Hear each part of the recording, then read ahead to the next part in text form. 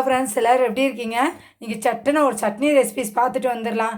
என்னடா சட்னி பண்ணுறதுன்னு யோசனை பண்ணிகிட்டே இருந்தேன்னா, எங்கள் ஊர் பக்கம் அது வந்து பஞ்சாயத்து சட்னி, கூரை சட்னின்னு சொல்லுவாங்க. டிஃப்ரெண்ட்டாக இருக்கா பேர்? சட்னி செம்ம டேஸ்ட்டாக அட்டகாசமாக இருக்கும் ஃப்ரெண்ட்ஸ். இதுக்கு தேவைங்கிற பொருள் என்னென்னு தெரியுமா?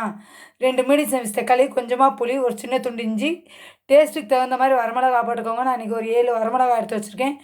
ஒரு 5-6 சின்ன வெங்காயம், ஒரு 3 பூண்டு பல், இவ்வளோ தான். இதோட கொஞ்சம் உப்பு சேர்த்து பச்சையாகவே அரைச்சிட்டு வந்துடலாம். இங்கே பாருங்கள், எல்லாமே வெட்டி போட்டேன். நான் இந்து உப்பு சேர்த்துருக்கேன். நம்மகிட்ட என்ன உப்பு இருந்தாலும் சேர்த்துக்கலாம். போட்டு இதை அரைச்சிட்டு வந்துடலாமா? நல்லா ஒரு 2 ஸ்பூன் எண்ணெயை வந்து நான் வந்து காய வச்சுருக்கேன். இதோட கடுகு, உளுந்தம் பருப்பு, கருவேப்பிலை சேர்த்து தாளிக்கலாம். என்கிட்ட தாளிப்பழம் இருக்கிறதால நான் தாளிப்பழத்தை போட்டு இந்த சட்னியை ஊற்றி ஒரு கொதி கொதிச்சோடனே இறக்க போகிறோம். சூப்பரான பஞ்சாயத்து அண்டு கூரை சட்னி ரெடி ஃப்ரெண்ட்ஸ்.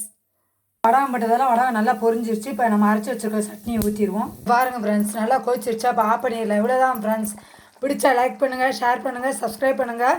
புதுசாக பார்க்குறவங்க பெல் பட்டனை கிளிக் பண்ணி வச்சுக்கோங்க. அதான் நம்ம போடுற வீடியோஸ் வந்து உங்களுக்கு உடனே நோட்டிஃபிகேஷனில் வந்துகிட்டே இருக்கும்.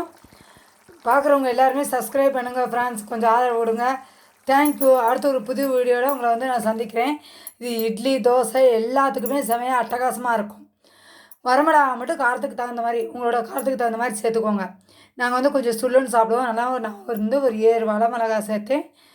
டேஸ்ட்டுக்கு தகுந்த மாதிரி உப்பு. இவ்வளோ தான் ஃப்ரெண்ட்ஸ். வீட்டில் உள்ள இன்க்ரீடியண்ட்டை வச்சு தான் நம்ம பண்ணியிருக்கோம்.